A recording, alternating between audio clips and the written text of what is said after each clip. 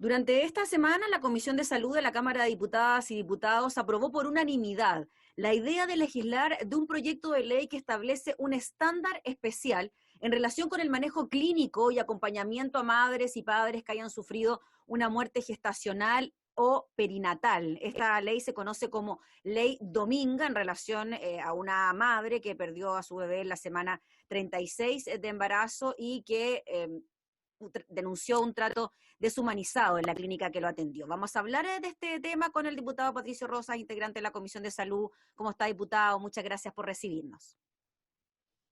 Hola Gabriela, muy bien, acá estamos en Valparaíso, un tema muy importante y a la vez doloroso, pero muy bien que estemos enfrentando esos temas como un país.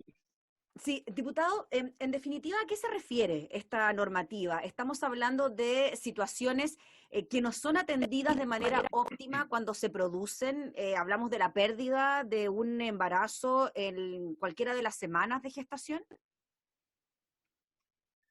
Mira, se trata de que frente a la muerte gestacional o perinatal, en todas las fases del embarazo, desde el inicio hasta el final, que a veces también ocurren muertes al final del embarazo, incluso antes que nazca. Hay como no hay un espacio para apoyar, ni siquiera hay un protocolo de apoyo para las mamás y los papás que han perdido eh, al bebé que venía y que estaban esperando. Y eso además se cruza con que la medicina eh, se ha puesto un poco insensible con tanta mortalidad durante los años y le ha dado poco espacio a la sensibilidad. Entonces, creo que este proyecto viene a llamar la atención sobre un espacio de empatía con las mamás y papás que esperando un bebé se dan cuenta que finalmente fallece inútero antes de nacer y no tienen los mismos cuidados que si naciera y falleciera 2 o 3 o 4 días por complicaciones. eh, los hospitales en general no tienen un cuidado los tratan como restos embrionarios y ni siquiera les dejan tener acceso a ellos. Entonces, este protocolo que se solicita acá a través de esta ley es un modus operandi de cómo se debiera actuar en esta situación.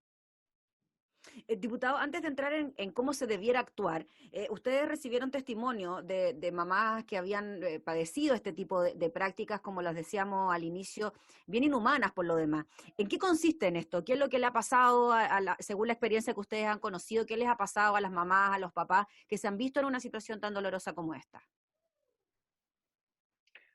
Bueno, se les trata en forma deshumanizada en general como una pérdida, como un aborto, como el retiro, un procedimiento de retiro de restos ovulares, de restos embrionarios, un procedimiento de legrado, y no se les permite ver, ni tocar, ni hacer el duelo respecto del feto, ya sea si se le hace tener un parto del feto fallecido o se le hace una cesárea del feto fallecido, no se les permite tener contacto, ni hacer los ritos de despedida, ni estar a los dos papás con el feto fallecido, darle el espacio de despedida.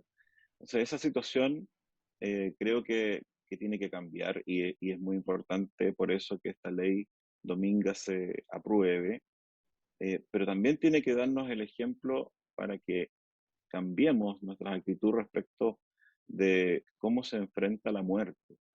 Eh, Hay cambios que se tienen que forzar, empatías que se tienen que forzar.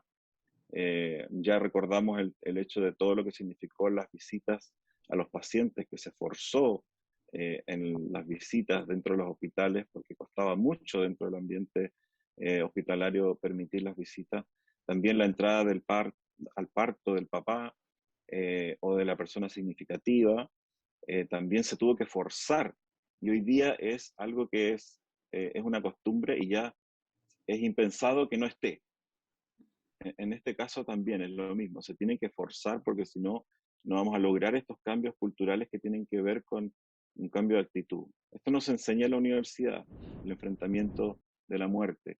Por eso es que es difícil para los profesionales de la salud que están entrenados para evitar la muerte, enfrentar la muerte.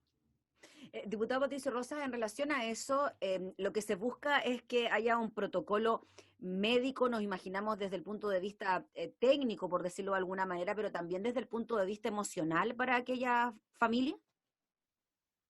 Claro, primero, la ley que exija que haya un acompañamiento y que se permita como derechos del paciente un acompañamiento en el duelo para los productos de la concepción que no llegan a término, ya sea en distintas etapas del embarazo, en distintas etapas de la gestación y la etapa perinatal, y de ahí se desprende el reglamento que debiera, eso no va a quedar en la ley probablemente porque eso es parte del reglamento que lo tiene que hacer el Ministerio de Salud, pero debiera contemplar un tiempo de los padres con el feto que ha fallecido, el mortinato, un tiempo de los padres también que puedan a veces llevar los restos y enterrarlos. En otros países existe esa posibilidad. También tener acceso a los restos ovulares cuando son mucho más pequeños, los restos embrionarios, porque de todos modos es fruto de dos personas que estaban esperando el producto de la concepción. Esto es voluntario, es distinto en el caso del aborto por las tres causales, pero cuando ambos están esperando un bebé o un embrión que está muy pequeño, 12, 14 semanas, y también fallece por alguna razón, ya sea genómica o alguna razón tóxica, claro, también tienen derecho a hacer ese duelo. Entonces, esto es lo que la ley va a proteger y el reglamento va a determinar probablemente que tengan que tener un espacio de unas horas o el acceso a retirar los restos si es que ellos lo solicitan, todas esas cosas que tienen que ver con la disposición de los restos. Nos imaginamos claramente que el protocolo va a ir variando según la edad gestacional, ¿no? Como usted bien decía, los restos no serán los mismos a la semana 12, 14 que a la semana 36 o incluso más de embarazo. Así es, y además se debiera, según lo que yo creo, y de hecho vamos a conversarlo así en la discusión en detalle, también garantizar un apoyo psicológico a los padres, porque es un duelo y muchos de ellos tienen problemas graves porque no les ha pasado solamente una vez, sino a veces son varias Mm. veces cuando están intentando un embarazo y tienen algún problema en la mantención del embarazo. Y eso genera depresiones, angustias, hasta reacciones psicóticas en algunos casos. Diputado, entiendo que cuando ocurre una situación de estas características, ¿no está incluida una licencia médica de por medio o va a depender de cada uno de los casos? No está incluida una licencia médica justamente porque no se considera un duelo y no se Mm. considera una pérdida, sino que se considera un procedimiento. Entonces, solamente hoy día, como no está considerado así, sino como un procedimiento de extracción de restos, se le da una licencia por ese tipo de procedimiento. Entonces, aquí también tiene que cambiar la normativa respecto del reposo que se les da. Claro, porque ahí va a depender del estado físico en el que quede la mujer. O sea, de eso va a depender la licencia médica que se le pueda otorgar, sin considerar el duelo emocional que puede existir tanto para esa madre como para ese padre. Claro, aquí está involucrado dos cosas, el estado físico, el estado también anímico de ambos padres, y es una situación que es como compatible con una licencia por un duelo Mm. y una reacción angustiosa que uno da una licencia mucho más prolongada, además de indicarle cierta medicación y terapia. Mm. Diputado, bueno, decíamos al inicio que la iniciativa fue aprobada por unanimidad. Esto partió discutiéndose ya en el Senado. ¿Cómo ve usted lo que se venga en la discusión en particular en cuanto al apoyo que también pueda ir teniendo esta iniciativa desde los distintos sectores? Yo creo que se va a seguir aprobando por unanimidad y que va a ser despachada rápidamente. No veo que dure más la discusión de una sesión, a lo más 2 sesiones, una vez terminado la escucha de los especialistas. Mm. Diputado, finalmente, ¿qué le parece que para este tipo de situaciones se tenga que llegar a normar, se tenga que llegar a normar un procedimiento como este y que no exista simplemente tanto en los servicios públicos o privados de salud algún tipo de protocolo que regule este tipo? Estamos de alguna manera tan deshumanizados que no logramos a entender lo que pueda ocurrir o estamos tan acostumbrados a que esto ocurra o mal acostumbrados que ni siquiera percibimos que detrás de todo esto, de un procedimiento quirúrgico, pueda haber algún tipo de duelo como el que comentábamos o algún tipo de trauma psicológico también frente a lo que está pasando. Bueno, es parte de la desensibilización que se produce en la sociedad con la muerte, y también con la falta de enfrentamiento de la muerte respecto de los sistemas sanitarios, porque es como el fracaso del sistema. Lo vemos con el tema del COVID, que ya la gente prácticamente no se sorprende que diariamente fallezca un promedio de 120 personas en Chile. Para ellos ya es parte de la, de la situación actual, y siguen tomando vacaciones y todo funcionando. Y eso muestra una desensibilización progresiva respecto de la muerte. Y en los servicios de salud también pasa eso. Durante los años en que la gente está trabajando ahí, hay una desensibilización.